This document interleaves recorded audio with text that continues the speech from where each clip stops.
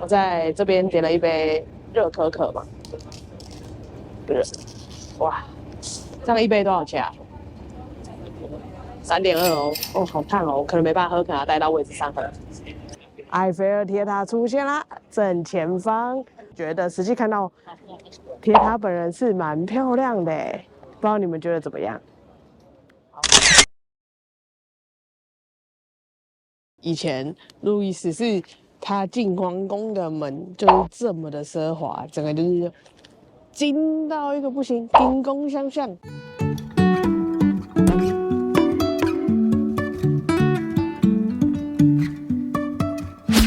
Life is a winding road, no telling where it goes. 今天我们的行程，比利时移动到法国巴黎，带大家看看贩卖部的火车车厢。走吧。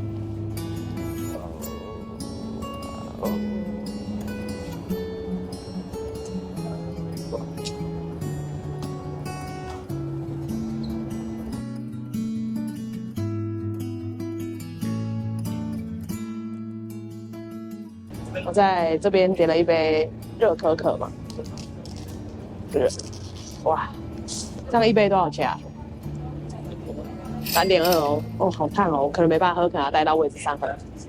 我到达巴黎啦。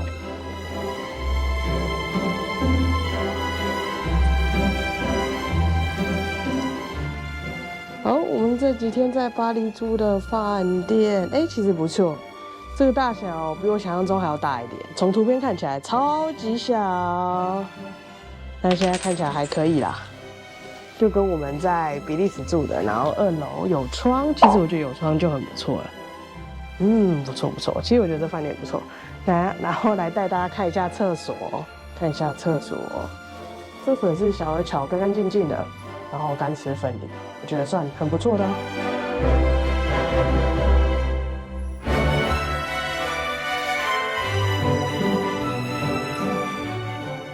每一个人来巴黎都一定要来看埃菲尔铁塔。然后刚刚在3星的米其林餐厅喝的微醺之后，我也带大家来看埃菲尔铁塔。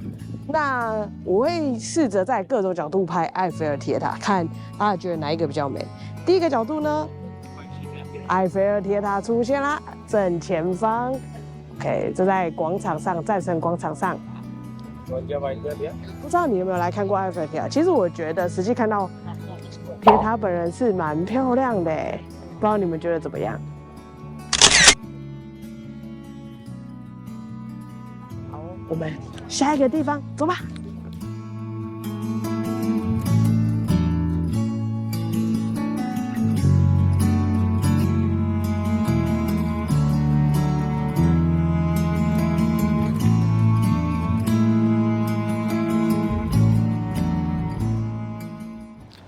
这是下一个地方，Bryn Hakim 桥，我不知道大家会不会喜欢这个景点，给大家秀看看这里离巴黎铁塔拍起来是什么样子，看你觉得如何？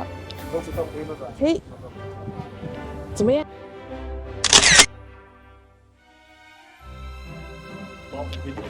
好，巴黎铁塔的角度，这是第3个。有看到吗？在那边。你觉得这个巴黎铁塔角度好吗？这里是老菲尔百货公司的楼上。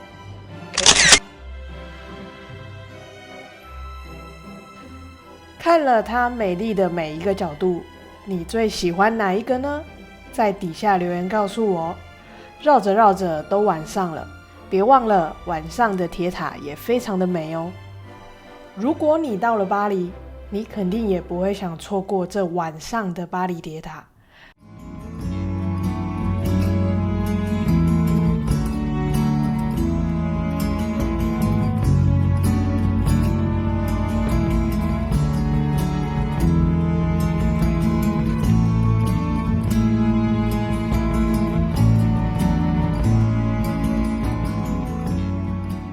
今天的最后一站，我想说天还没黑，就多绕一些地方。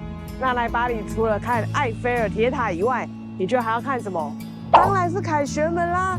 那我已经走到凯旋门那个最重要路的交叉口，带大家来看看凯旋门的，来哦，看一眼凯旋门。哇哦！其实我觉得凯旋门在拍啊，45度角拍是比较好看的。这样，比起你从它的正前方拍，我认为啦，我个人认为，不知道大家觉得怎么样？那你有看过凯旋门吗？你知道凯旋门的故事吗？其实它跟当时是为了要给法国军队就是光荣归国的，可是没想到后来他们却战败，然后所以后来也是拿破仑吧，拿破仑我记得是拿破仑，然后就是在外面战败，然后最后是他的灵柩这样抬过经过凯旋门，本来是要欢迎战胜的士兵，然后后来变成这样的故事。Don't you feel it too? In the search for you, I pursue. Maybe I can make a change and feel like I do. I've been trying to forget your smile, our secrets, and your quirky style. The love that you surrender is the one thing I remember. You may not know I'm a believer, persistent like a fever. Those places where you try to hide, I promise I will try to find. I gotta hold on. Memories are near, but you are gone. You say we're through, it's true, me and you. Your painful words distract the view. Don't you feel it too? In their search for you, I pursue. Maybe I can make a change and feel like I 在法国，你会一直看到就是卖法式薄饼的店，不管是摊车还是一般的餐厅里面都会有。那我觉得既然都来到法国，就可以来吃吃看。其实我觉得它应该是说台湾的可丽饼，我觉得啦，这是我个人觉得，可能从法国来，因为其实类似，只是台湾的可丽饼后来就是变化太过华丽，那这边就是相对单纯。我今天买了一个 chocolate banana 的这样。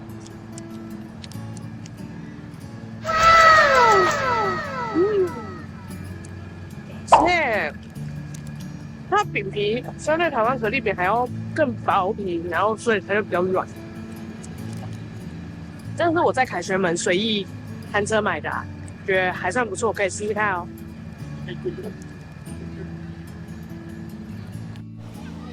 嗨，大家早安！今天的行程打算去凡尔赛宫逛逛。那凡尔赛宫是之前法国皇室，就是国王他们居住的地方。那很久很久以前，其实国王他们是住在罗浮宫的，所以你可以看到罗浮宫的里面也是蛮就是漂亮华丽的部分的厅啦，有保留它的华丽。但后来他们迁居凡尔赛宫，那先给大家看看远远的凡尔赛宫的样子。OK， 来，这样子，有看到远远的凡尔赛宫吗？有没有看到那边？从凡尔赛宫的门口，第一个映入眼帘的是路易14吧的青铜雕像，骑着马的样子。然后一路往里面走，以前路易14他进皇宫的门就是这么的奢华，整个就是精到一个不行，金光相向。那我再来，就带大家进入。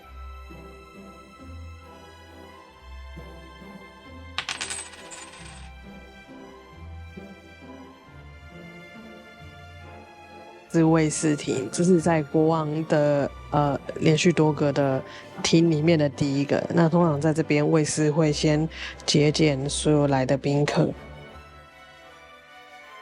凡尔赛宫在1979年被联合国教科文组织列为世界文化遗产。从路易13买下其中一片荒地开始，路易14、15、16皆有做些建设以及修改。直到法国大革命爆发，随后到来的恐怖时期，凡尔赛宫作为王宫的历史至此终结，终结了凡尔赛宫全盛的时期。1889年，法国大革命100周年，法国政府把凡尔赛宫改造为公共博物馆。这是在罗浮宫里面吃午餐，在 Angelina 的餐厅，这边有2间餐厅啊，我选了这间，OK， 点了一个法式的饺，因为一直想说每一种法国东西我都想吃吃看，然后一个汤，然后点果汁，巧克力，它巧克力超浓的，应该传说中法国巧克力应该就是这种吧。还有一个三文鱼，我要跟大家讲一下这个饺，因为我来意大利，其实我在它的家乐福一些商店边也会看到他们有卖饺，我就觉得很有趣，就是欧洲人会吃饺类，原来他们会有饺类，所以我一直都很想点点看饺。那我今天在卢浮宫这边就看到，所以我就点它。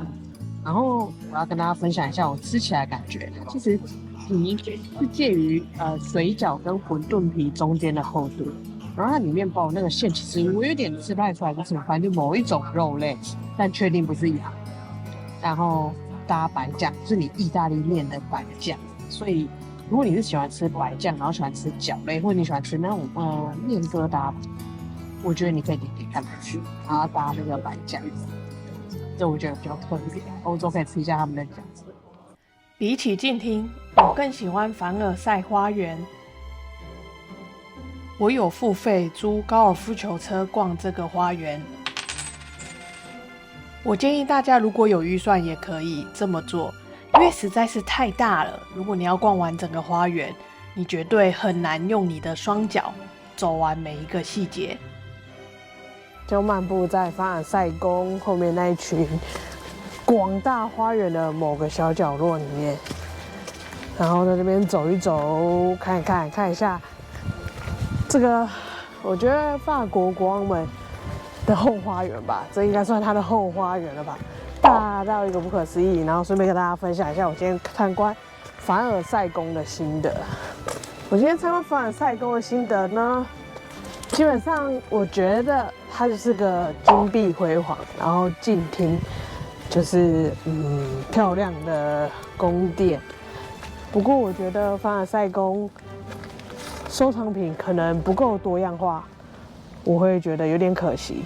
也因为它在之前法国革命或是一些状态下的一些物品，可能已经被移走或拍卖，或已经移到各大博物馆内了，所以说它留下就是宫殿本身的，比如说它建筑的状态，跟一些王室的房间，然后一些招待厅之类的，让大家看看以前的样子，然后跟一些模拟状态，因为它有些已经是被破坏的了，已经不在了。这样，凡尔赛宫如果你要来，我建议大家是花1整天的时间，就是你来凡尔赛宫，你就不要再排其他行程了，因为第一个是凡尔赛宫，它距离巴黎市中心有一小段距离，然后再者是，其实它很大，就是宫殿本身，我觉得没有到太夸张，还可以。问题是它的花园好大，你根本没有一天你是逛不完的，所以大家自己来看看咯。我觉得你也可以跟我讲看，你有来过凡尔赛宫，你认为怎么样？或者你有去过其他王室的曾经的宫殿，那你有什么心得？或是有没有推荐我去哪一个王室的宫殿看看？